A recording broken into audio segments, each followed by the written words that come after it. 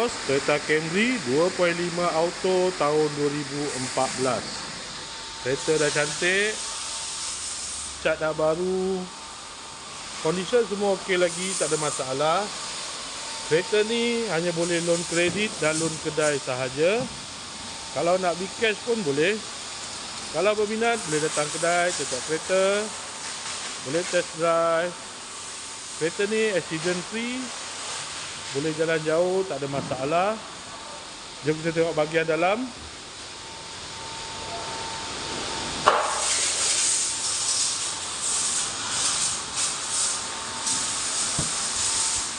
Dalam masih cantik lagi, leather seat.